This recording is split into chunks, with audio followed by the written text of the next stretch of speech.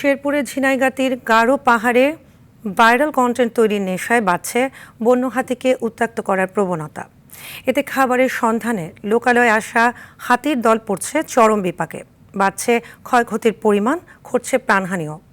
শেরপুর সংবাদদাতার পাঠানো তথ্যচিত্রে আরও জানাচ্ছেন আব্দুল হামিদ।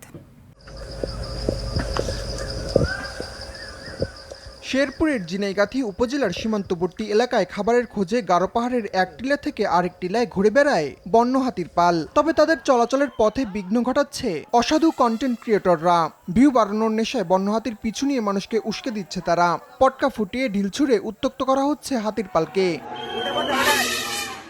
এভাবে বন্য হাতিকে বিরক্ত ও উত্তেজিত করার কারণে মানুষ এবং হাতির মধ্যকার সম্পর্কের অবনতি হচ্ছে প্রতিনিয়ত। এতে যেমন হাতির আক্রমণে প্রাণহানির ঝুঁকি বাড়ছে, অন্যদিকে ফসলের ক্ষতির আশঙ্কাও করছে স্থানীয়রা। কিছু লোকাল মানুষ এই হাতিগুলা বিরক্ত করে, সবচাইতে বেশি বিরক্ত করে কন্টেন্ট ক্রিয়েটর। হাতির সামনে চলে যায় ভিডিও বানানোর উদ্দেশ্যে, যার ফলে হাতিগুলো বেশি বিক্ষিপ্ত হয়ে আক্রমণ করার চেষ্টা করে। মানুষের জ্বালায় এবং ভিডিও ঘর জ্বালায় হাতি তাড়াইতে পারি না আমি। হাতি আমার খবর অত্যাচার করতেছে, বাড়ি ঘর দিয়ে ভাঙতেছে, ধান ধুন খাইতেছে। এই ভিডিও আলারা এসে মনে করেন আমার হাতিও দাঁড়াবার দেয় না, কোনো কিছুই নেই। এরা খালি ভিডিও করে হাতির মাথার উঠছে। ভিডিও লাগা যদি না বন্ধ করা যায় তাহলে মনে করেন আমরা তো এলাকাতে থাকতে পারতেছি না। এগর বন্ধ করলে তাহলে মনে করেন আমরা হাতি তাড়াবার পাবো, থাকবার পাবো। বন বিভাগ আর জেলা প্রশাসন বলছে এলাকাবাসীদের সচেতন করার পাশাপাশি উত্ত্যক্তকারীদের বিরুদ্ধে ব্যবস্থা নেওয়া হচ্ছে। হাতি যদি মানুষকে কখনো ক্ষতি করে থাকে বা কোনো হাতির দ্বারা মানুষের ক্ষতি হলে সেক্ষেত্রে মানুষকে ক্ষতিপূরণ দেওয়ার ব্যবস্থা সরকার গ্রহণ করেছে।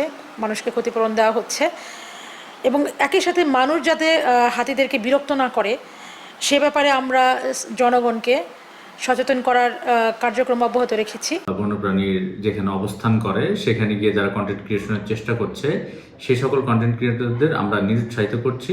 বন বিভাগের তথ্য মতে 2014 সাল থেকে এ পর্যন্ত সীমান্তবর্তী এলাকায় 34 জন প্রাণ হারিয়েছেন। মৃত্যু হয়েছে 33টি বন্য হাতির। কন্টেন্ট ক্রিয়েটরদের নিয়ন্ত্রণ না করলে এমন দুর্ঘটনার সংখ্যা আরও বাড়তে পারে বলছেন সংশ্লিষ্টরা।